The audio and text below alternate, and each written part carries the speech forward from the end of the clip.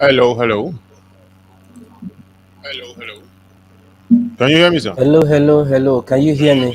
Yes, I can hear you loud and clear. Can you hear me? Yes, I can. I can hear you loud and clear. Yes, I can hear you very loud and clear. Oh, okay, great. Compliments of the season. It's been a while. Thank you very much. I wish you many happy returns as well. It's been a while, actually. Sorry, the I background know it's is been a a long bit while. dark. The brighter lights are not coming on very well, but we still make do with what we have. Of course, yes, of course, yes. What is most important is what we are about to say. Uh, as far as your audio quality is good, I am good to go. My usual challenge is usually audio. If audio is nice, everywhere is good. Great. My audio is Okay, clear and I can hear you welcome. loud and clear. Yeah. Welcome, everyone. Today is going to be a very interesting day because we are going to deal with a very, very interesting and sensitive topic. Such places that people don't want to go to. You know, they say, don't go there, don't go there. We're going to go there today. To all our viewers, we say, welcome to this live streaming once again. Yesterday, we were here talking about what is Forex trading. I told you that what we do here on this channel is to make sure that we open what is hidden, that we show you where the pitfalls are in forex trading for some of us who want to venture into forex trading, and to guide you the best way we can. My name is Mr. Bond. I am going to be your host this evening, and our guest today is no other person but Mr. Ebere Duru. He has been in this game for a very long time. Trust me, just like the doctor of forex that we had yesterday. This man you see here, he has been in and out the forex industry. There is nothing you are going to tell him that he doesn't know. Like I told you, I said I'm going to be bringing forth in this channel uh, quality materials, people who have something to say, people who are authorities in what they do. And Mr. Ebere Duru is by no chance a small person in forex trading. He has spent a whole lot of years, if not decades, doing this thing. Ebere Duru was trained by the whites.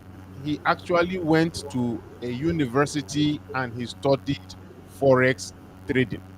So for you to know what we are talking about, he is an authority in what he's going to say here today.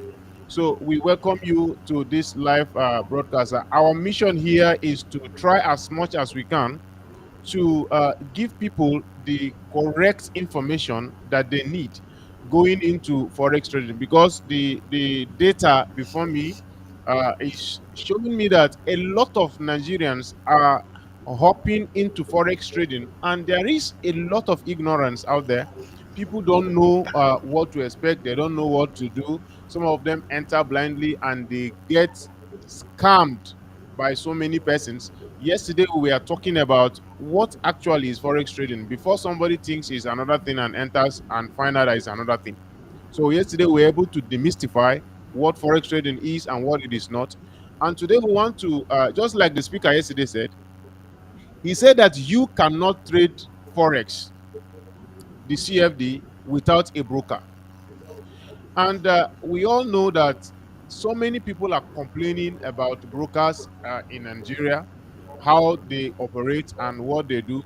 So our mission here today is to give a kind of guidelines. These are what to look out for in a broker if you want to enter or you want to begin to trade forex. And these are the things that you should and you must avoid if you are going to be a forex trader. So welcome to this live session, Mr. Bereduru. I don't know if you have one or two things you want to tell our viewers before we jump into the real matter. Okay, good evening, dear esteemed viewers. Mr. Bond, you have actually said more than a lot, and I admire your passion in this industry. I actually celebrate that passion as well. And I've been an ardent follower also of these great, very eye-opening talks. Trust me, Nigerians need it at this time, not because of the economic situation on the negative, but on the positive side of it.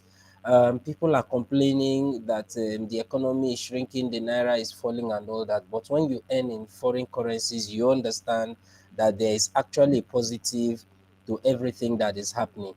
Quite true, in a quest to Of emblazon course. that positive, people have been junketing from one brokerage to another, from one agent to another. Some have gotten burnt and all that. And you have just said it the way it is.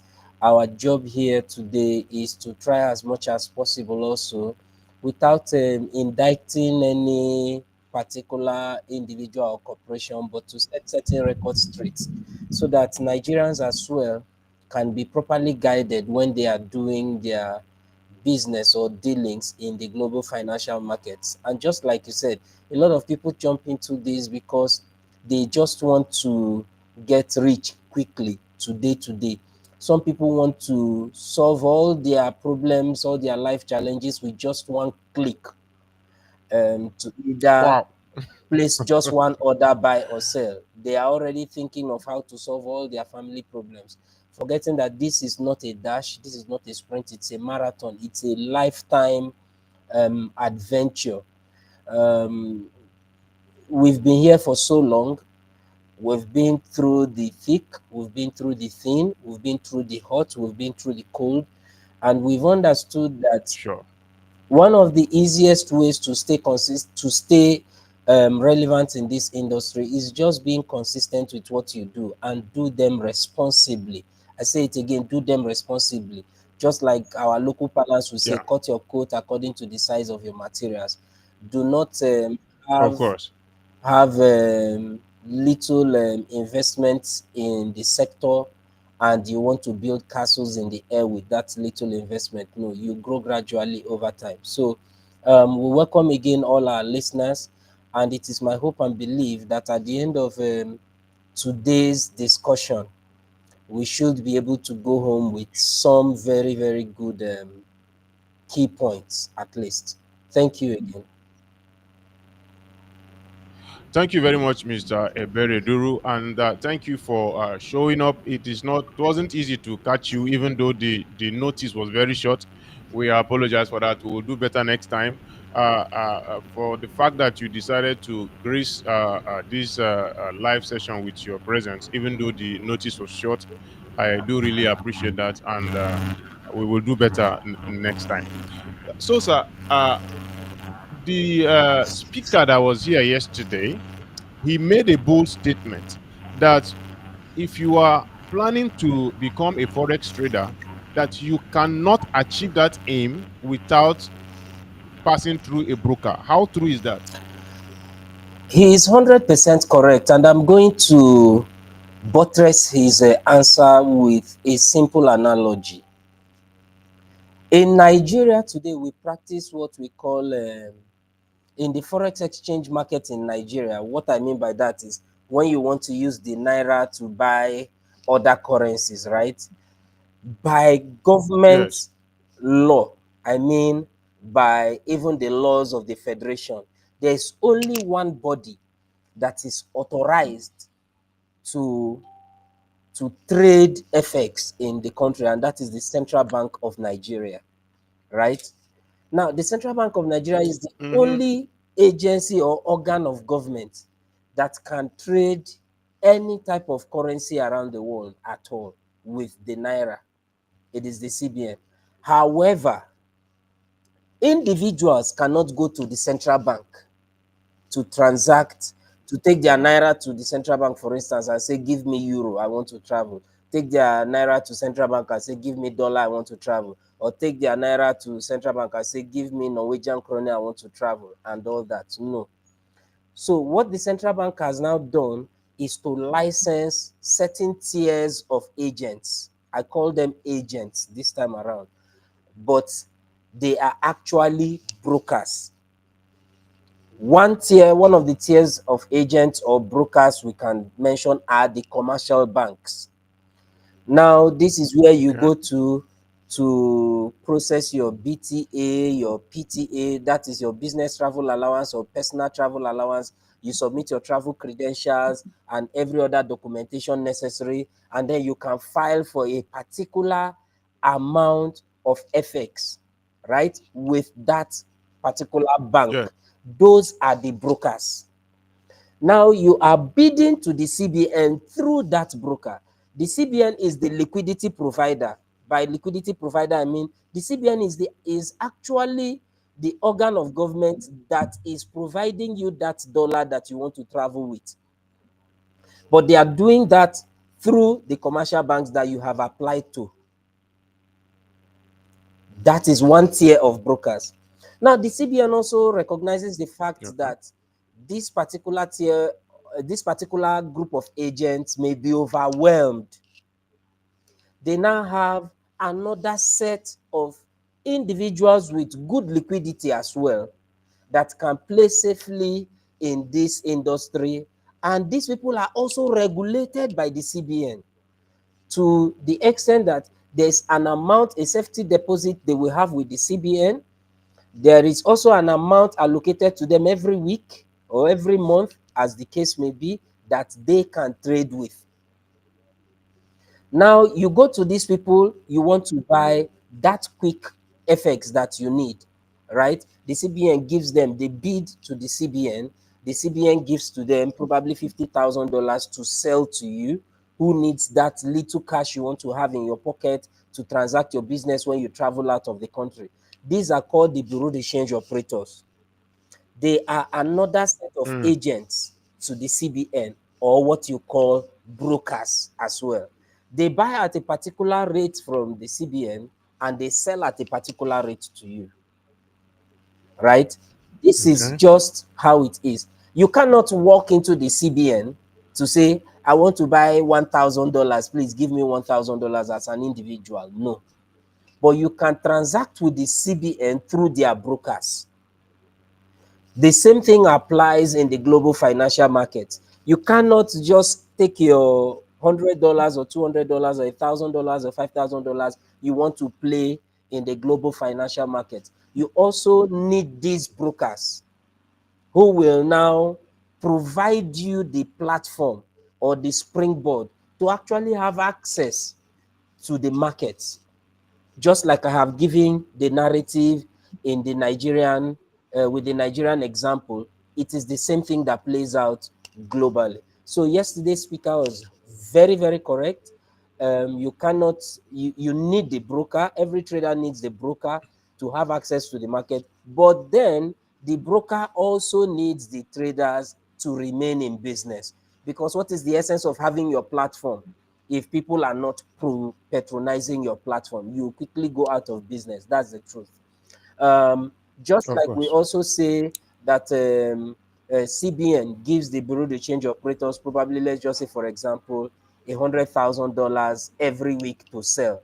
If they don't see anybody to buy, they cannot. That $100,000 is their operating capital.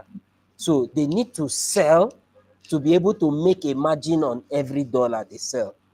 Once they don't transact, there is no profit for them. This is just the simple analogy, and it plays out actually as well globally. So our speaker yesterday was very, very correct. He was just so on point. Thank you very much. I want to appreciate you very much for that very clean analogy. I think there is nobody that will listen to what you've said now that will not understand the need or the functions of a broker.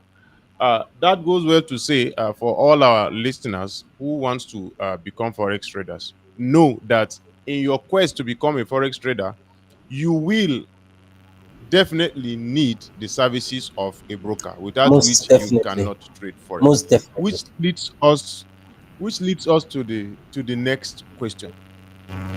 Wherever there is an original, there is always a fake. Yes. This is a reality. True. So we also know that This statement applies everywhere. If there are original brokers, there are fake brokers. And it is these fake brokers that are causing problem in the brokerage industry, and that is making everybody begin to look behind as if somebody is pushing you with a cutlass if you want to become a forex trader. The question I want to ask you, sir, Yes. is how can one, let's assume now I am a newbie, I am joining forex trading for the first time. How will I be able to know which broker is original and which broker is fake? Okay. Um, One thing we need to know about trading is whatever it is you are investing in the market is your capital. It's an investment, and if you must make any form of investment at all, then you must not make such investment blindfolded. You must learn to do what we call due diligence, just like the banks will do what we call KYC on you. You also need to do a KYB, right? Which is knowing your broker. And you can only do that by fact checking brokers. Every broker is a broker, right? But not every broker is regulated. For you to say you are a broker, you must have acquired the rights to access a portal, right? That portal is actually called the MetaTrader platform.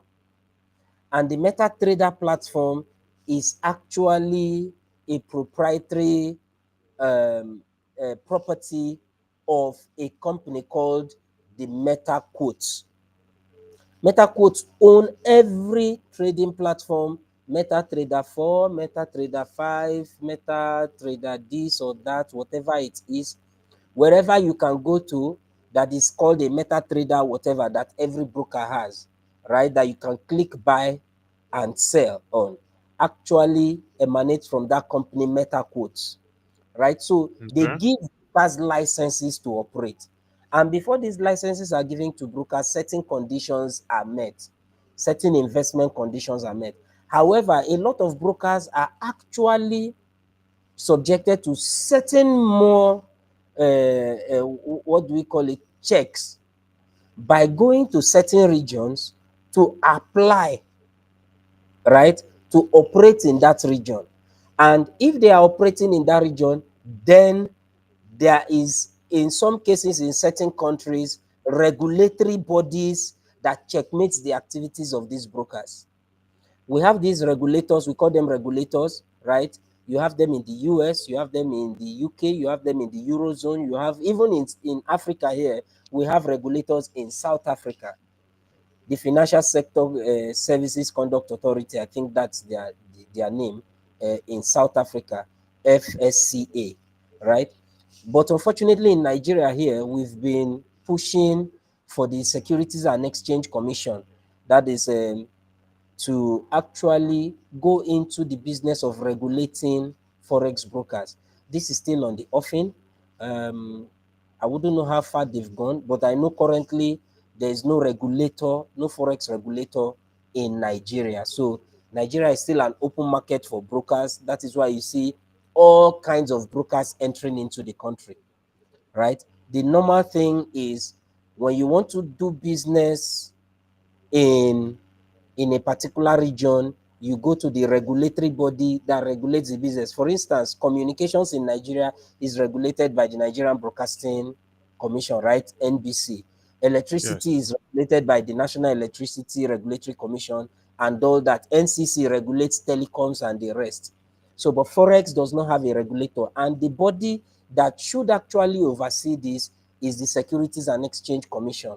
However, Securities and Exchange Commission is still very busy regulating and overseeing activities of stock brokerage and the rest. Forex brokerage is a very, very massive aspect of financial service activities in the country as well, not just stock brokerage.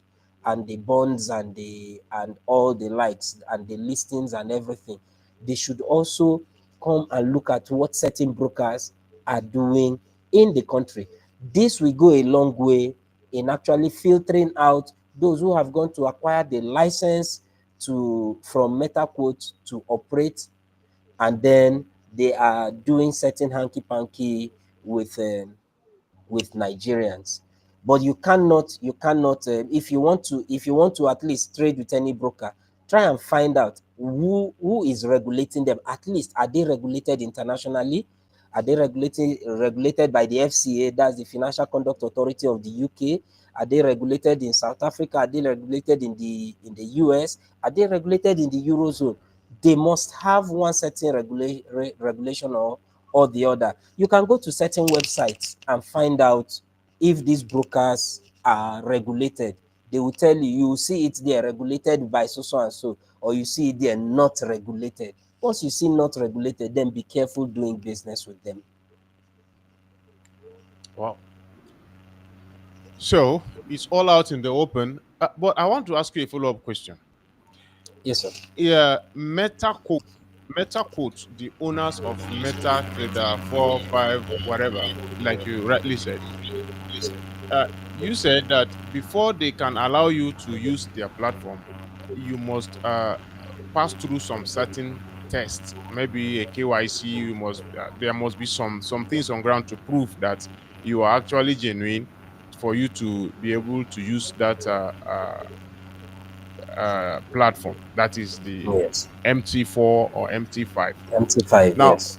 can we say that that is in itself is a layer of authentication? We call it the first authentication.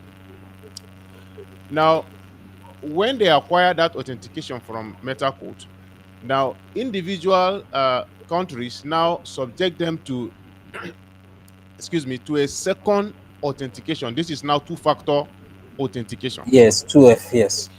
You understand?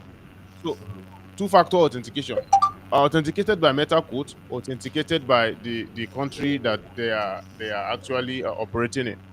Now, and you rightly said that in Nigeria we are still having challenges of the body that is responsible for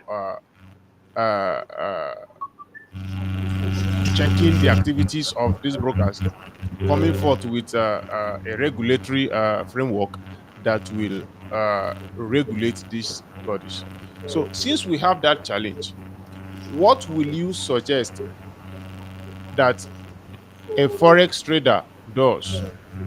What and what should a forex trader look out for in a broker before he chooses to do business with that broker? Because uh, I don't believe, uh, just like I know most people don't also believe that those websites that you usually go to check the authenticity or the the status, the registration, the status of a broker, those websites that we go to, I don't still believe that those websites are corruption proof.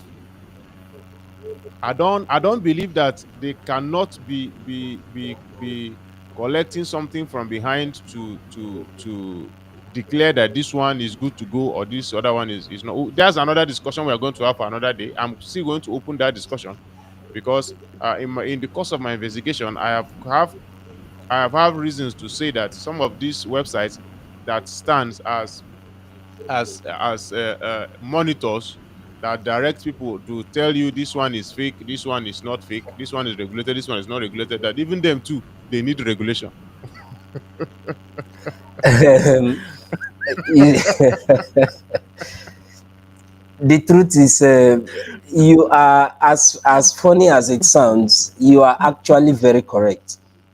Very, very correct. You need to know one thing, that for me to invest money to build a web page or a web app, right, I I am need expecting patronage, yes. something in return, yes, and that is patronage, right? One of the things I know for real is these websites, I don't want to mention any really, Yes, don't but these mention any. websites, Yes, these websites are quick to paste those brokers that are not regulated. But if you are regulated and you want them to paste your brokerage as a regulated broker on their platform, then you have to part with certain things, because for them to stamp that seal regulated against your logo on their platform You is a guys to way pay. of also commercializing, advertising, and building your brand for you. So you have to pay for that service, really. What I wouldn't support is for a website to see an unregulated broker, collect money from them, and then stamp regulated on them. Right? If you do that, it is a financial crime on its own. It's a crime on its own, right? You want to lure people to that broker by deceit. So, but what they can do is those unregulated ones, yes, they can paste them there because those guys cannot sue them really, because you are not regulated, you cannot sue. And if eventually you become regulated, the onus is on you to reach out to them to let them know that you have been regulated, so that they can either remove you from their platform or change your status by way of you paying them. They change your status to regulated. But if you do not reach out to them, the question is, if we go to court today, as at today is 30th December, right? As at 30th December, Mhm. you were not regulated, and I uploaded your information on my platform as at 30th December as not regulated. After doing my due diligence, you became regulated on the 31st of December, right? If you reach out to me at that point, oh, I didn't know. Now I have known, I will remove it. If you want me to put it up there as regulated again, then you have to pay for the commercial value of pasting your business on my platform as a regulated body. So I know this is what they do. So when you go to those websites, really, what we are trying to do is not 100% foolproof, but as much as possible, try to do what you call due diligence, so that you will even know there is a broker in the country that is so big, in Nigeria now, that is so big, but they are not regulated.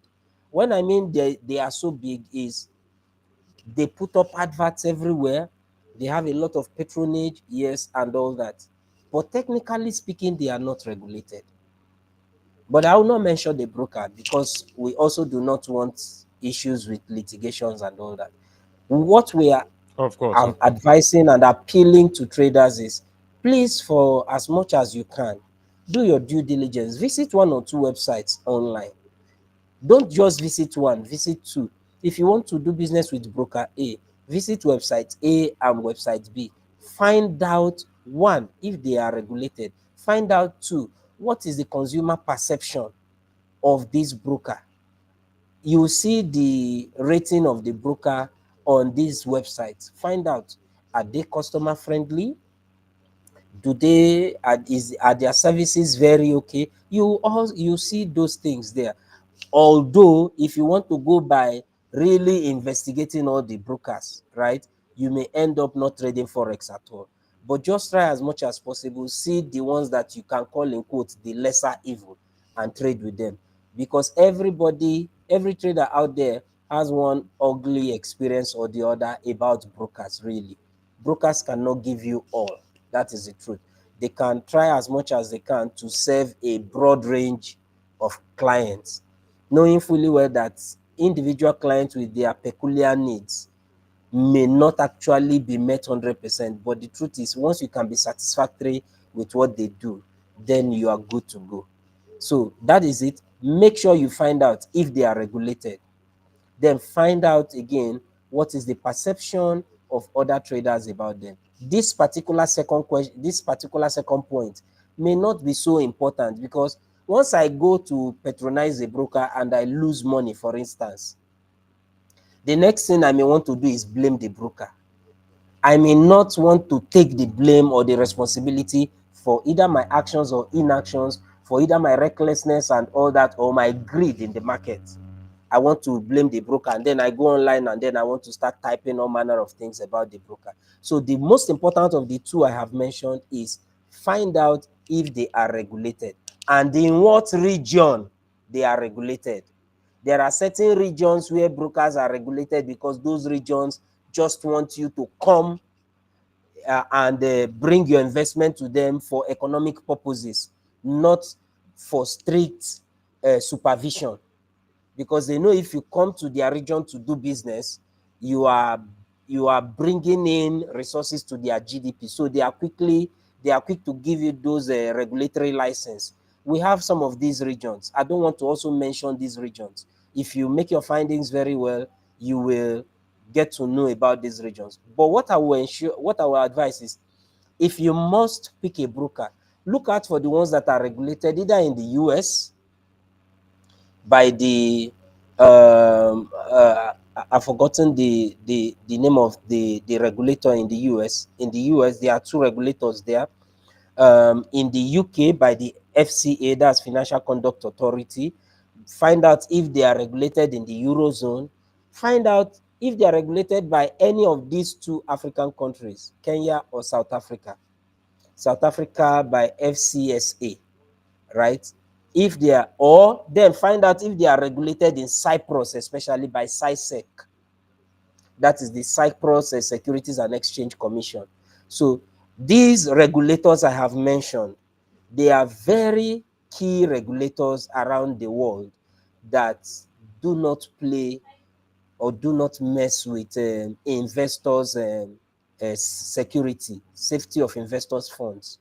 These regions I have mentioned.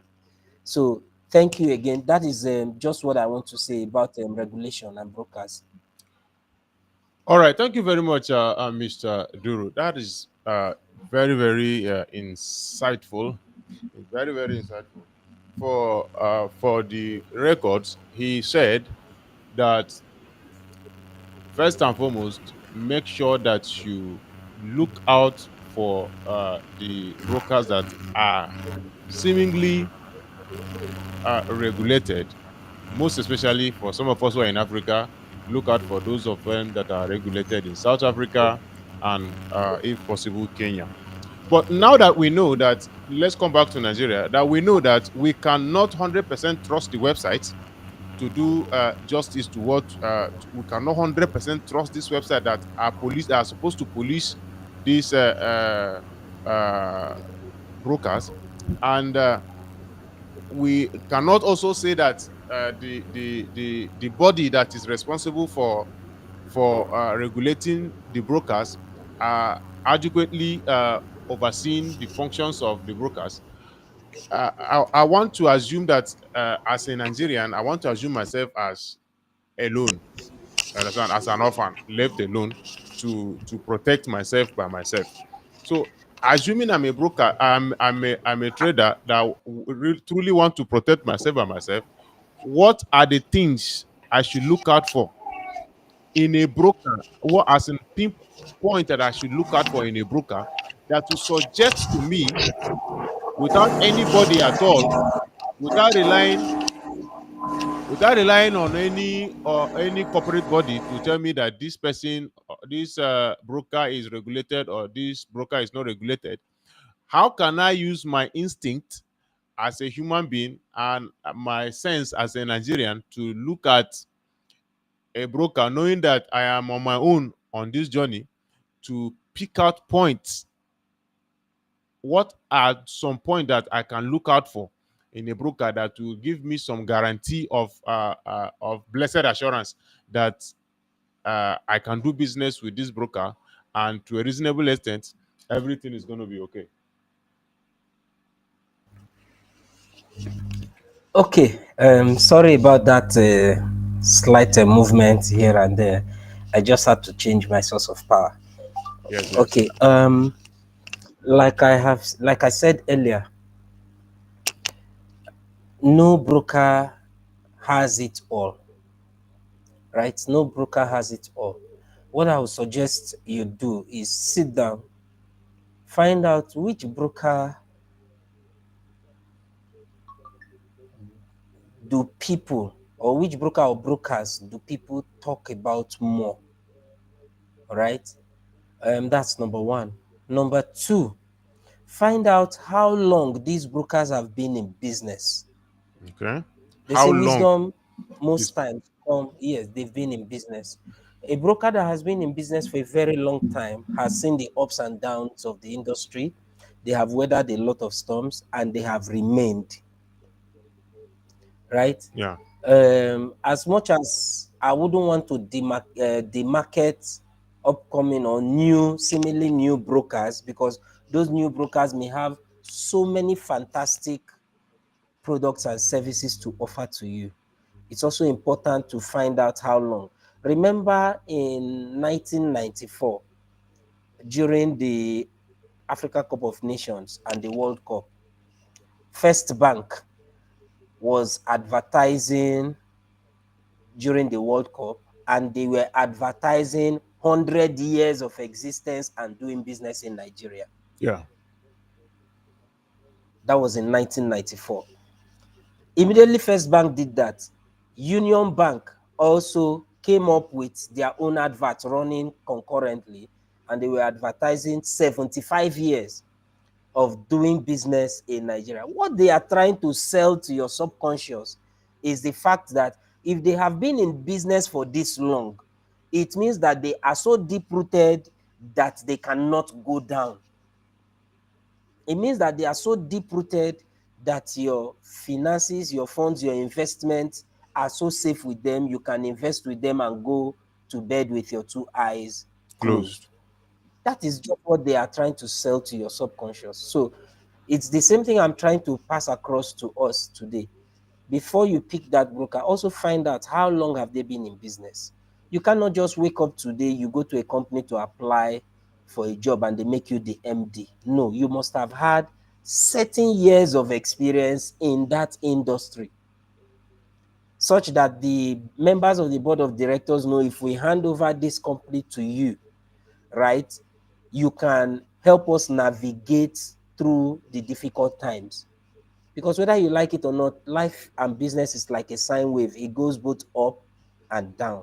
So when we have the up situation, how do you ensure that we save up the excess profitability that we have hit to be able to keep us afloat when we hit the lower side of a business? So you must find out that. Then you also find out the acceptability of these brokers. That's number two. Number three, find out if these brokers actually engage in things like training. When I say training, I mean sincere training, not coming to speak grammar to you that will confuse you the more in the name of training, Wayo training, right? Wayo training days. There need Wayo training.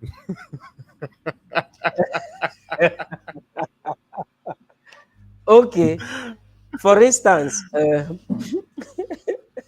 truth is the truth is yes, there are Wayo there training. are a lot of wayo training there, a Okay. lot.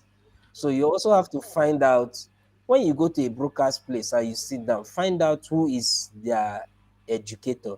Is it just one marketer who comes and he's speaking certain things just to theories? They don't show you practicals, right? You train people practically. um, I believe, Mr. Bond, we've been together before, and you've seen how practical training can be, and trading sessions too Yeah, yeah, could be. sure, We've sure. heard that together on certain occasions. So you have to find out also what and how these brokers train people. Do they just come speak theories to you, tell you a lot of theories, and tell you in just one day that you are now a prolific and proficient trader? Or do they walk you through this journey?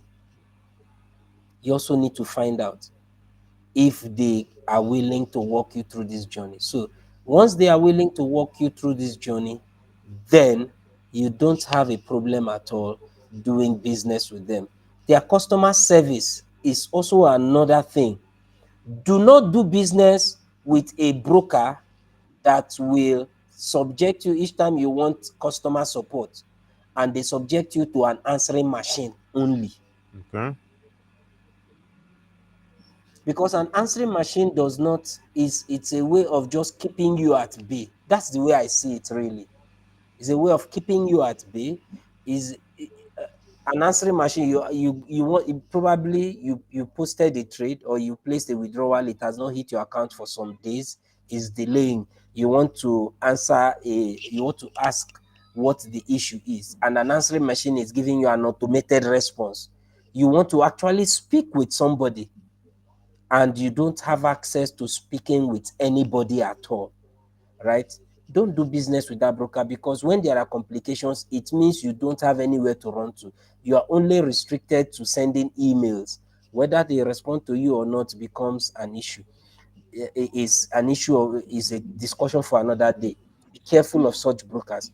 Also, be careful of brokers who are not rooted within the country, right? Whom you could easily walk into their office. Thank God a lot of them are in the country now. Then, when we started trading, it was a case of, if you want to fund your account, you have to go to the bank, do a domiciliary transfer, you send the transcript to the broker by email, you wait for some days or weeks for them to respond to you, and then they credit your account. If you want to place a withdrawal, it's same thing again. Now, globally, a lot of brokers are trying to make processes seamless.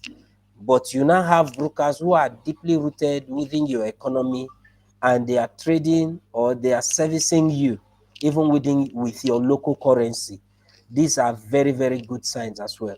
If you must deal with foreign brokers because of the standards they keep, please make sure you deal with brokers that are regulated by these regions I have mentioned, either the US, the UK, or the Eurozone. Very, very important. Or CISEC, that is Cyprus.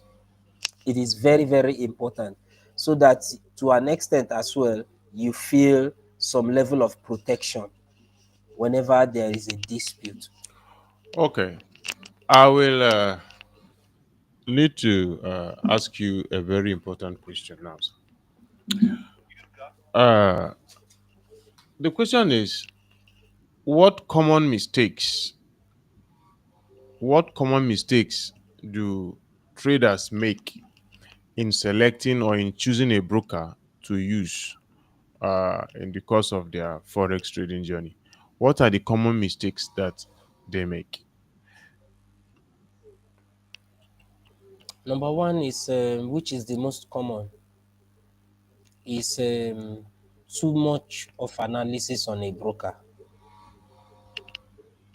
Too right? much of an Yes, analysis on a broker. oh, too much analysis on a broker. You are to pick a broker, yes, and you are to do your due diligence, but don't overdo it. Too much Okay. of everything is bad. A lot of traders will tell you, I have had cause to encounter a trader who told me, I have done this, you do this, you go here. I've even gone as much as going to Cyprus to go and check a broker, and this and that and that. At the end of the day, I look at the broker that he is trading with, they are not regulated by any of these regions I have mentioned. They are regulated somewhere in one of these islands.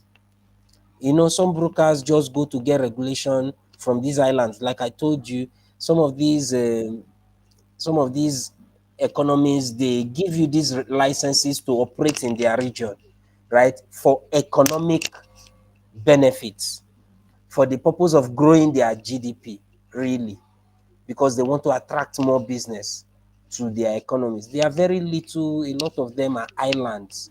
You know, I don't want to mention any again. Um, and then I laughed.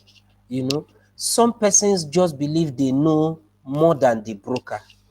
You cannot know more than the broker. That is the truth. You cannot know more than the broker. The broker is the one with the license. The broker knows what category of brokerage, or of what category of licensing of operation he is in. That's another thing. People only try to find out, is this broker regulated? Is this broker, are they popular? That is it. Is he a popular broker? Right? Is he a popular broker? Some popular brokers that you know today, Mr. Bond, are white label brokers. Wow. Some popular that you know today, Mm. right, are white label brokers. Again, for purpose of rights protection and the rest, we won't mention any, but they are white label. So don't just go by popularity. Find out basically. First question: are these guys regulated? Number one. Number two: is this a broker? I'm trying to give you those things that you have to look out for that certain traders don't look out for. They want to look at popularity. Are these people in your faces all the time and all that? Number two: what category of brokerage are they under? Are they the dealing desk brokers? Are they the non-dealing desk brokers? Are they white label or gray label brokers? Right? Do they have good customer relation? If you don't find, see, these things are basic. Once you don't do it, which a lot of traders don't do, they only want to find out branding, the branding of a broker. That's a very common mistake. I may be a gray label broker, for instance, which is to an extent one of the least in rating. I say least in rate, one of the, I didn't say just the least, but one of the, right? But I could brand myself so much that you think I'm very large.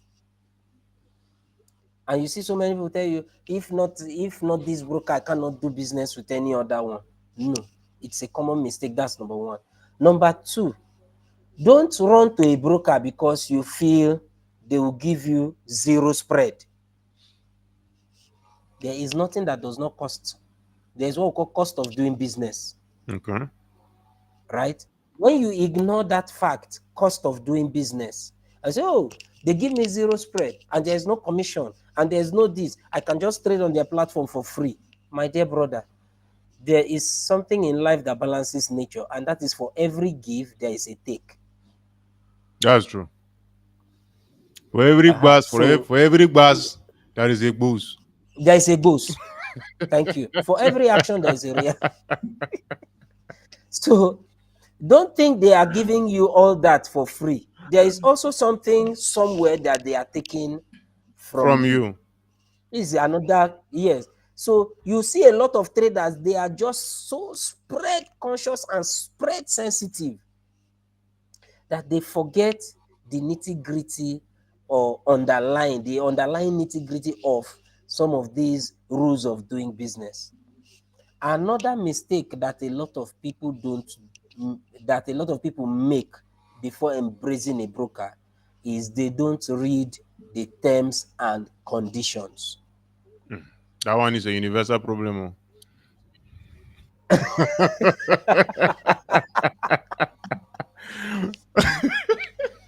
There is a broker that I read their terms and conditions, and they said there that they can at any point in time terminate your patronage of their platform without refund to you and without recourse to you. That's serious. Now you embrace such a broker, and you know before you open account, you have to click I I agree to agree. That terms is, and conditions. somebody actually told me that if God does not does not on the last day, if God decide not to look away from that, I agree that you have read everything. That lie. When you have not read it, you say you have read it and you agree. That if God does not look away from that, that everybody is going to hell. You know, they say they will write it there. They say I have read and I agreed. I agree, yes. Yes, I have read and I agreed to your privacy policy and then terms and conditions. You know, they'll put the two together: Of course. privacy policy, terms and conditions. Terms In and the con- privacy policy, some brokers will say you give them the right to access your personal data that you have submitted to them to third party platforms. right? Mm-hmm. By maybe way of cookies and the rest. You know, some platforms will link their cookies to these brokers, such that once you register with the broker, because it's a related business, they can be sending you adverts, because your details, like your email, your social media accounts and the rest, have automatically passed to them, been forwarded to them.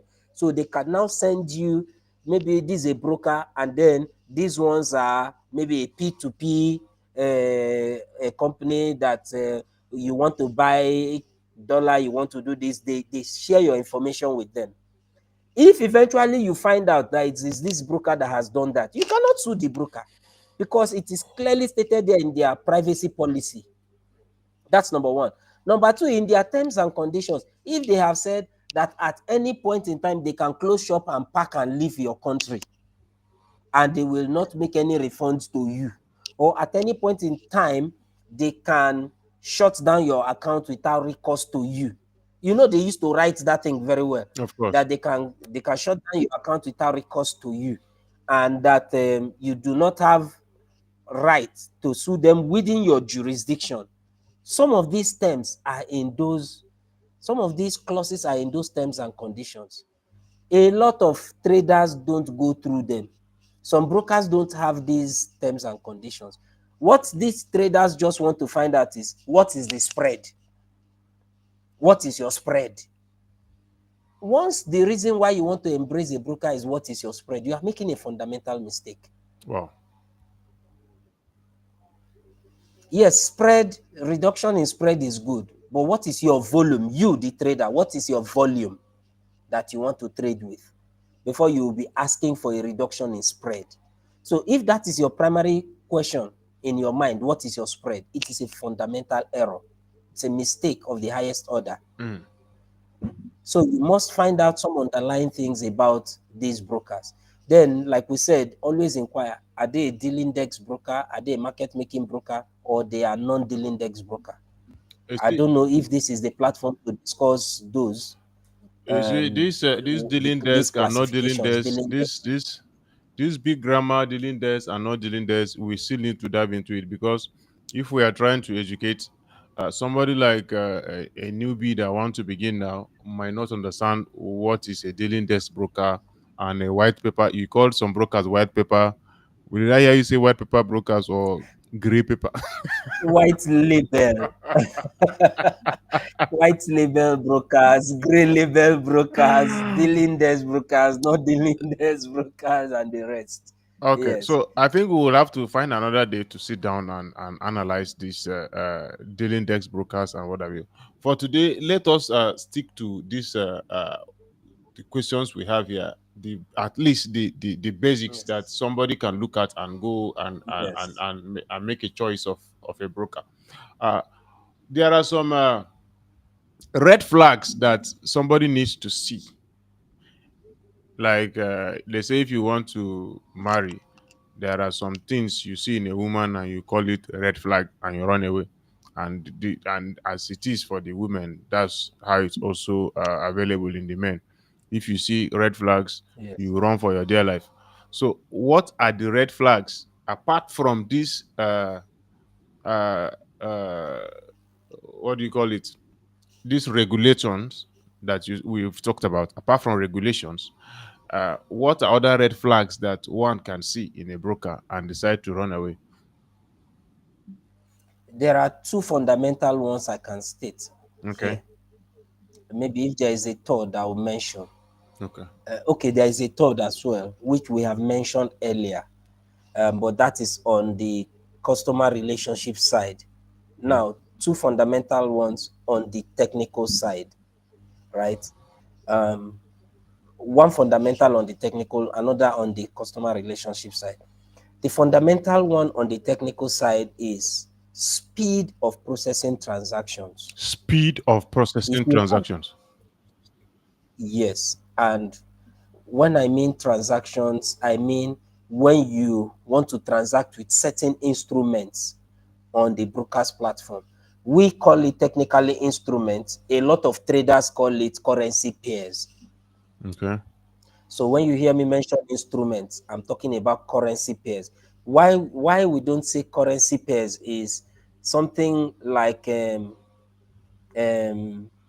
cryptocurrencies, for instance, are not currency pairs, right? They Yeah. are cryptos.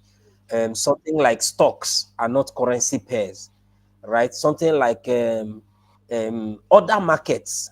You know, you can trade certain markets on brokers Yes, platforms yes, yes. like a UK 100, like the Nasdaq. The Nasdaq is not a stock; it's a market. It's a congregation of certain is a particular sector of the US, the technology sector. That's the Nasdaq. Then you have the industrial sector market as well. That's the Dow Jones. You can trade these markets on a broker's platform, right? So we call all these put together. We call them instruments, including the currency pairs. Mm. Now, if you if you have a broker's platform that you click buy or sell, and then it is taking forever to load, to upload your instruction, because once you click buy or sell, you have given the broker instruction to transact, to Okay. process this transaction for you, right? It is taking forever to load your instruction. It's a red flag. This always happens when there is volatility in the market, really. A lot of brokers may want a lot of brokers, or some of these brokers with when I do make this, I hope our Questionable characters. yes, characters. Thank you very much. Now, during this period, they'll just be delaying and delaying and delaying and delaying and delaying and delaying your transaction. Maybe you clicked buy at a certain lower price level. They keep delaying, delaying, delaying, delaying, because they know that price is about to shoot up, and then the thing pushes up some basis points, or what we call pips, upwards. Then instead of your transaction to have executed buy down here, it comes to execute buy up here, putting you at a disadvantage. Really, you run from them. Another one is slippages, right? When you have this long, no just reason, for instance, especially brokers that manipulate their charts. You just see this long week going to execute your pending order, and then moving in the opposite direction quickly. So some of these things are the red flags technically that you should look out for. Now, on the customer relationship side, I have mentioned one before, which is um, customer support, customer support unit. If you don't have human beings ready to interact with you, please run away, because a computer programmed response cannot fill your pulse, what you are feeling at that time. There are certain complaints you post to the computer, and they will just tell you unknown question, and then they will start guiding you as to how to ask your question, whereas that is not what you are feeling at that point, and that is not what you want to ask. But if there's a human being on the other side of the system, and you ask this question, the answer may not be so satisfactory, but you are comforted that this person is feeling your pulse and your pains, and is taking your complaints to higher authorities. The third one is when you want to place a withdrawal. Okay, this is the fourth one now. When you want to place a withdrawal, and the broker is busy asking you why you want to withdraw money, it is your money. Whether you have made profit or not in the financial market, so long as that fund is in your account, it is your money. I may have funded $100 and have pushed it up to $500, and I want to withdraw 200 or 300 out of it. And then the broker is asking me, why do you want to withdraw? Can't you trade more? And there's an opportunity to make more money, since your capital, your funds have now increased and all that. You have one customer service person trying to discourage you and dissuade you from withdrawing. There are some brokers that do that. There are some brokers that all you need to do is just go to the website, click withdraw, enter your your receiver details, right? I don't want to say bank details, because some now have different platforms and different online portals that they also make transfer to. So you just enter your receiver details, click OK to process, and that is all. Within the next maybe 24 hours, you have your funds in your wallet or in your bank account or wherever. That's okay. But once you click withdraw and then somebody is calling you, he wants to find out why you are withdrawing and all that, please, that is a red flag. Sure. So these are some of the red flags. We are talking about dealing desk, not dealing desk. We say we will discuss about that probably with me, probably with another guest of yours, right? That is most likely a dealing desk broker that are reaching out to you to find out why you want to withdraw. Please don't withdraw. You need to trade more. You need to do this. You need to do that. Those may be market making brokers. So it's a red flag as well.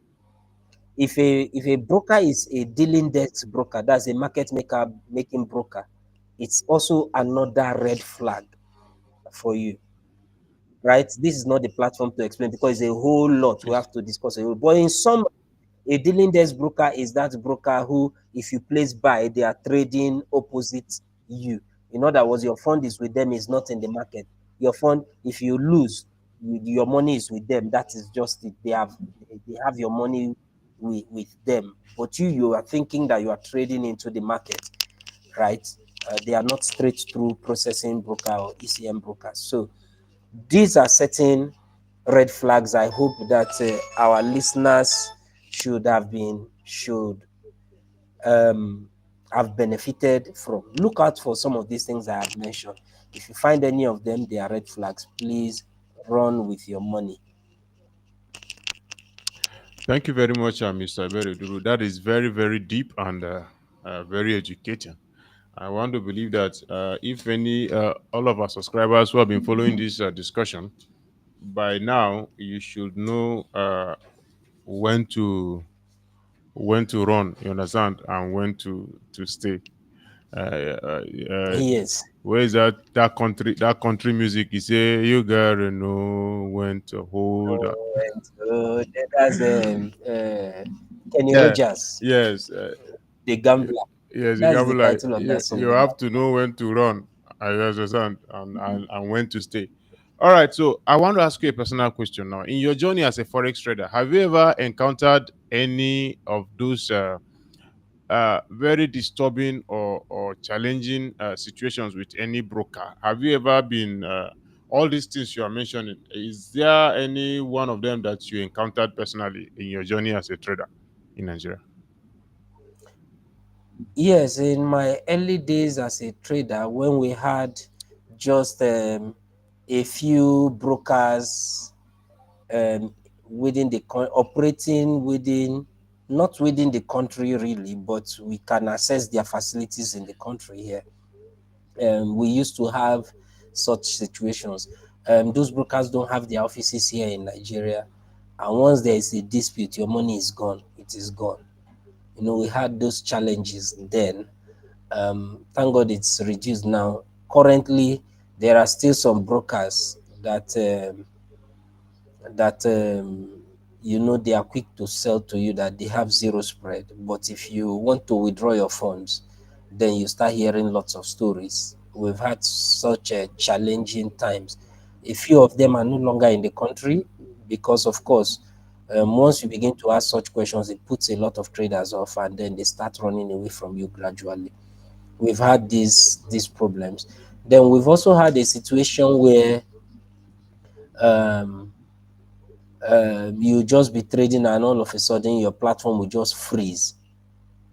The market is moving in your direction, all of a sudden the platform will freeze. So even if you have imputed your take profits and the rest, it will not activate until that trade goes to hit your stop loss. Then the market will unfreeze. I've had that encounter. So these are some You of know, the things. somebody It, actually, I was interviewing somebody last week or thereabout, and he actually said something that's very funny. He says sometimes traders, you will enter a trade and it will look as if your village people are actually watching you. The moment you click that buy, the pair will begin to sell. The moment you click sell, the pair will begin to go in the opposite direction. But he was trying to convince us that the truth is that nobody is actually watching. Your village people don't even they are not even aware that you have a computer to come say you're trading. Like it is your ignorance, and sometimes some of the fact that some traders are so they just jump into this thing. They don't even know who they are left from their right. They just like you said, that they are opportune to have that one, or maybe one or two wayo kind of training, and they are being pumped. Their chests have been pumped to tell them that you are good to go. You are good to go. Go and kill the market. No, not you are good go to, yes, not you are good to go. You are now a proficient and yes, prolific trader. go and kill the You have market. the license to go and kill the market. So once you click buy, the market will begin to sell. It will look as if your village people are actually somewhere monitoring let, monitoring your let me activities. let me narrate a personal experience that when I remember today I laugh so much. There was one there was one NFP that I traded in my early days as a trader, right? Yeah. As soon as the news was released, I clicked buy, and all of a sudden the market just started going down, down, down, down, down, down. I was looking at my account going, I closed the trade immediately and clicked sell, Sell. and the thing Exactly. just reversed again and started shooting up again. I closed it again and clicked buy, and it reversed again. And the truth is, once you click with a 0.01 lot size, buy, and it is going down, and you close it, you want to click with a 0.02 lot size to sell so that you can quickly You can recoup recover, what you have. from what Yes, you and the lost. thing they just turns back on you, right? This happens during times of volatility, one, and it also happens when this volatility is on a platform of a market maker. Okay. Sometimes you look at the chart of a market maker and they are quite different from the chart of a non-market maker.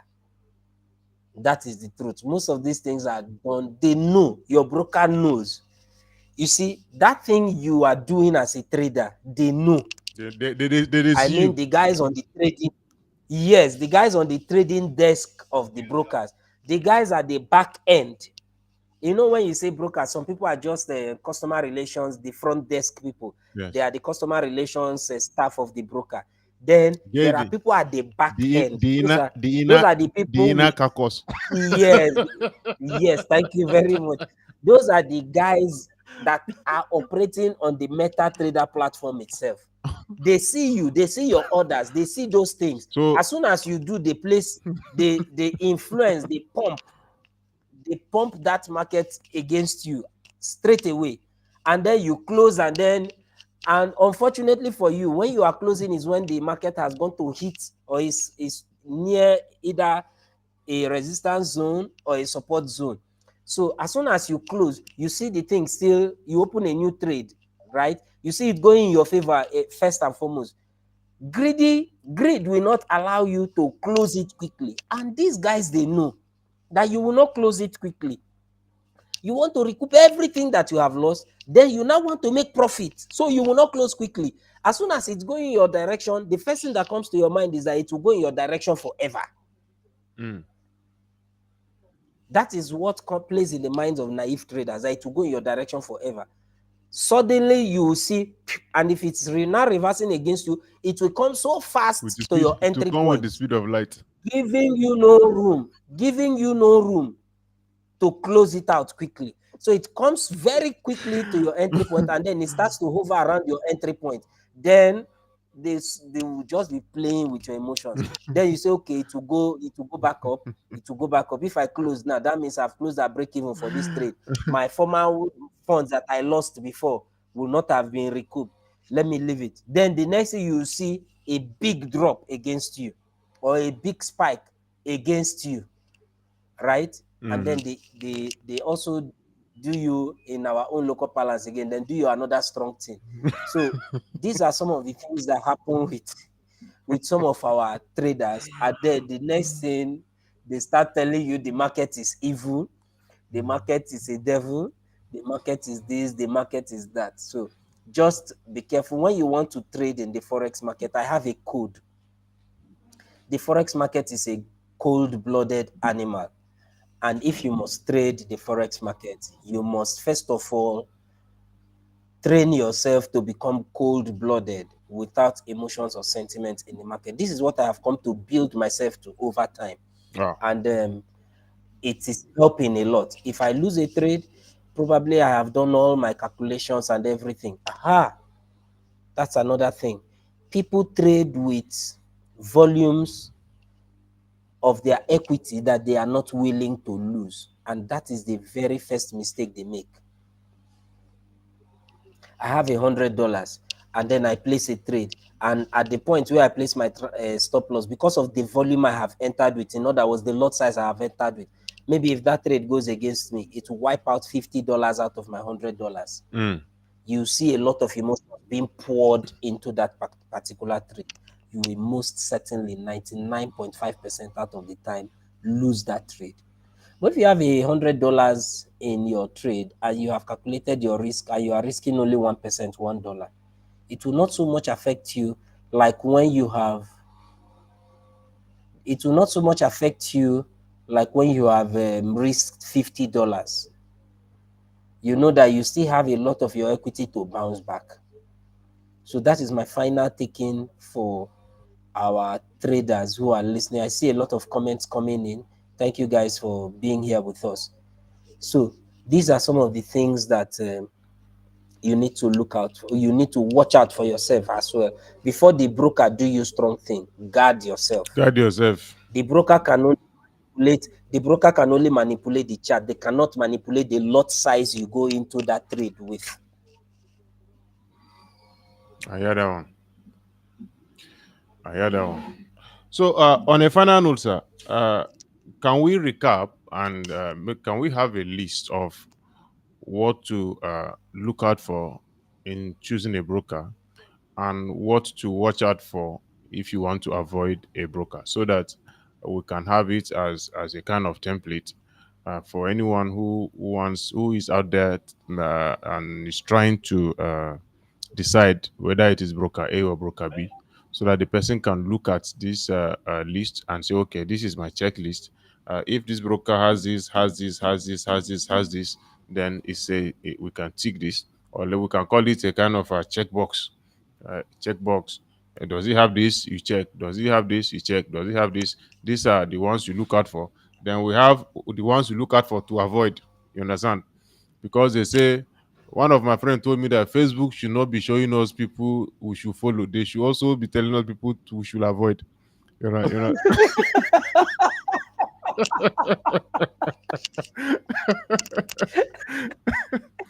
you understand? So The Facebook, as they are giving you recommendation recommendation of of people people to to follow, follow, they should also they should recommend also people give to you avoid. recommendation. You understand? Okay. A lot of things I have said today, I say actually out of years of experience. I didn't list them anywhere, but we'll try as much as possible to recap a lot of them. Yeah. Before you choose a broker, things you look out for: number one, regulation. Mm. Are they regulated? Very important, right? Regulation. Regulation. The second one is years of being in business is also a key factor, because experience, you cannot discount experience in business. You cannot discount. And once somebody has stayed and weathered the storm for a long time, he is also likely to be there much longer. Then the third one is what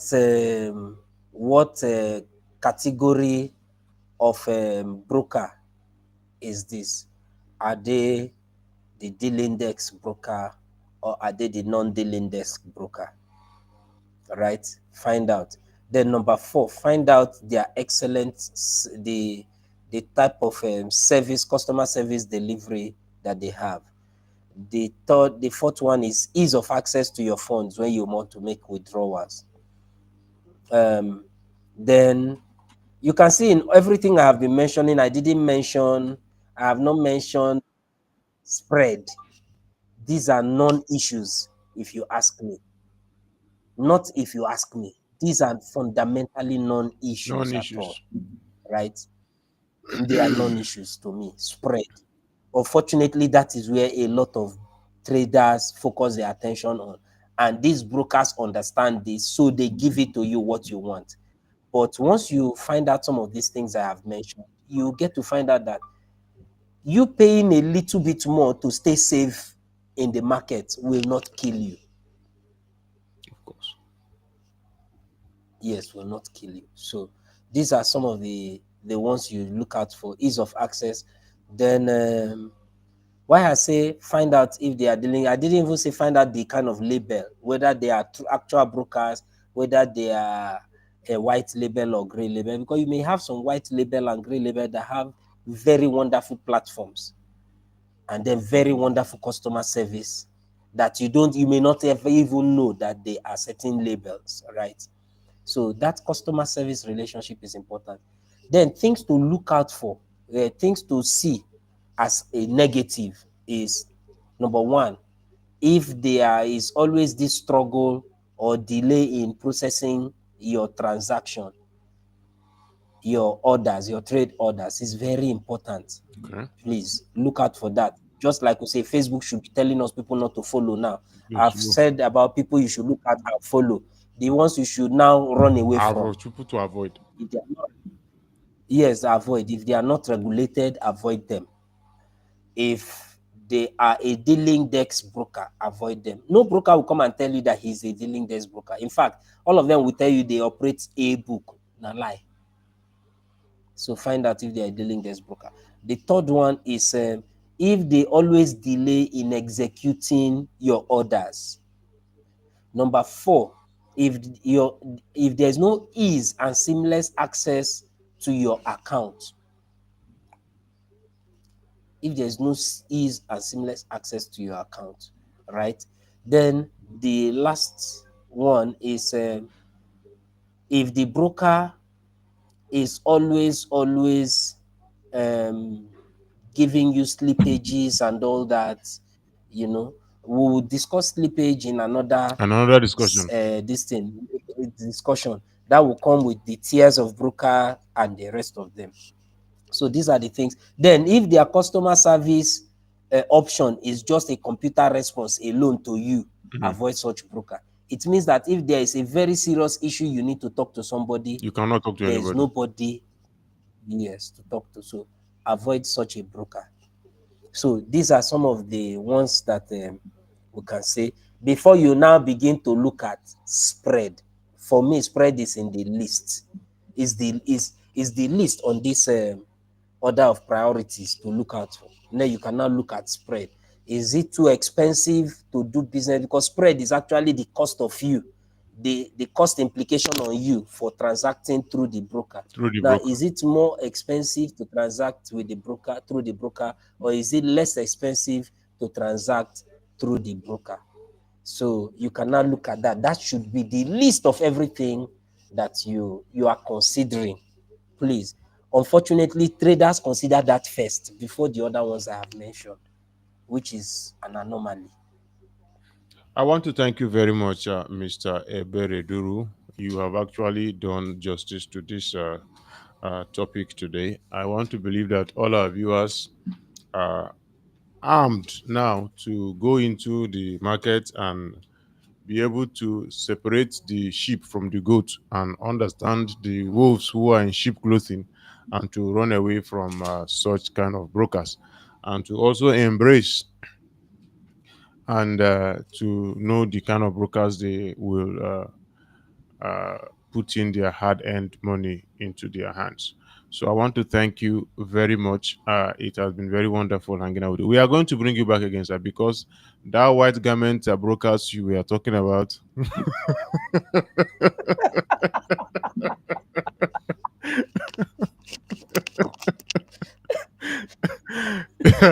That white garment brokers you are talking about, we will need to look into that, and we also do need to look into other things so that we will educate No the problem at all. our You are viewers. you are doing a great job. You are doing a great job trying to enlighten people out there with this platform. God bless you abundantly. It's not easy to come up with this subject line. People hardly talk about this subject line. I wouldn't know the reason, including me with all my years of experience here. We try to avoid this. So for you to have taken the bull by the horn to discuss this, I've been a follower of this program. Yesterday, I was here when that doctor was making some certain comments, and they were eye openers, really. So that was why I was also very quick to explain again why he said, as a trader, you cannot do without a broker. You cannot go directly to liquidity providers because your fund, you don't have that $1 million to go to a liquidity provider, You a don't get that hundred kind of thousand. money No, no, no, no, no. with your So 40, you with your just 45,000 naira. You know some. All right, I think we just lost Mr. Duro. Okay, he's back again. Uh,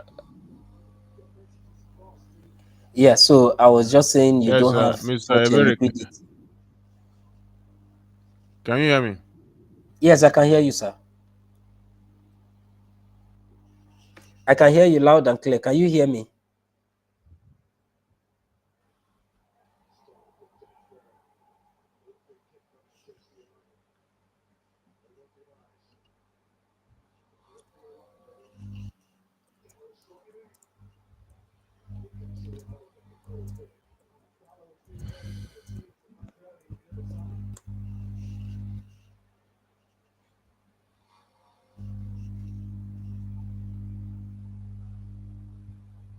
Okay, okay.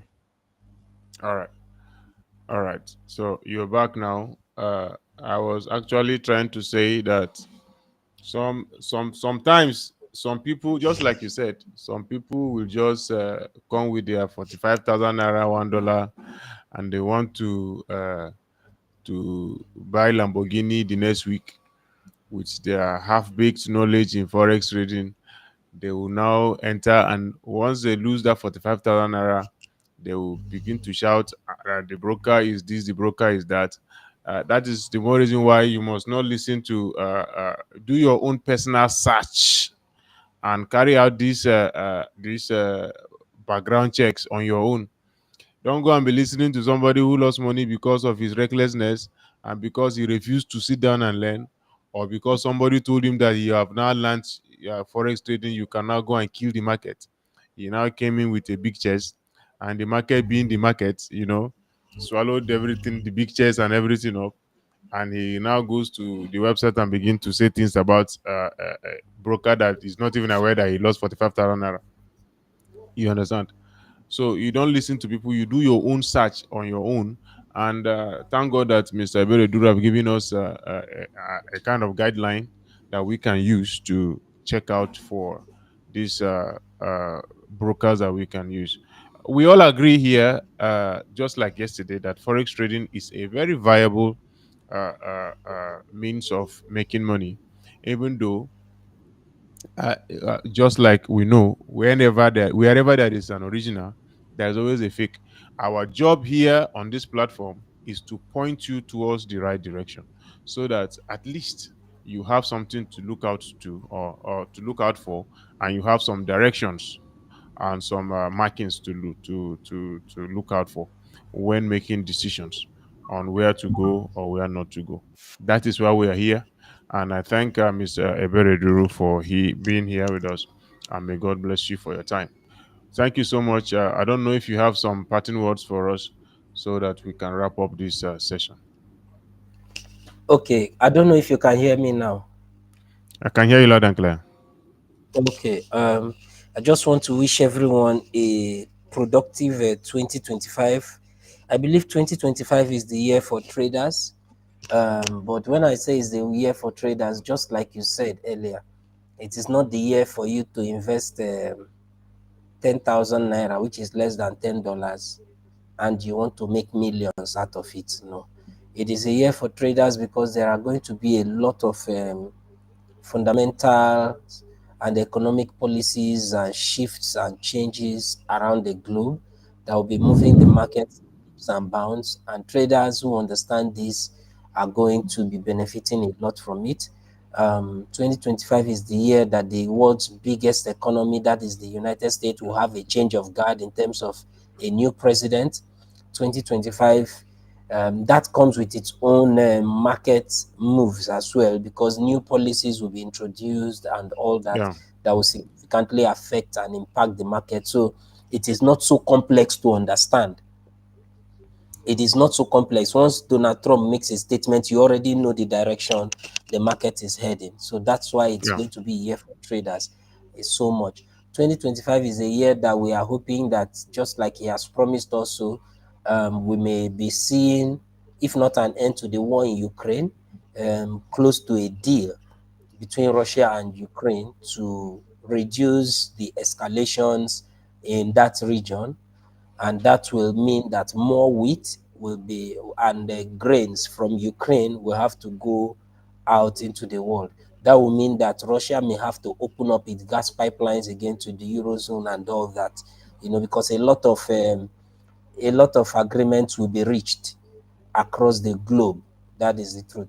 2025 is also a year where you see a lot of monetary policies.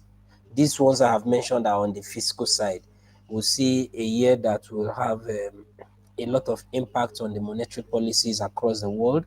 We'll also see some change of guards with governments. The German chancellor now, I think he's just sitting in pending when a new elections will be held. So there are so many things that will be happening in 2025. So we say it's a year for traders. If you have not started trading, this is the time you need to begin to go into studying how to trade, really, to understand how to trade, and then taking advantage of some of these key indicators I have mentioned for your own benefit. Every dollar you earn out there helps the Nigerian economy, boost the Nigerian economy, because it amounts to a foreign inflow, and every Yeah. forex inflow enhances the strength of our naira. It enhances our economy. So let's all go out there and make it happen for Nigeria, for you, for me, for our economy, both the macro and the micro, both within our circle and just within us, right? So I wish us all the best, and I wish us a happy and prosperous new year. May God protect our investments. May God protect our trading activities, and may the market lead us to the right places. So thank you very much, Mr. Bond, for the opportunity and the platform again. God bless you, brother.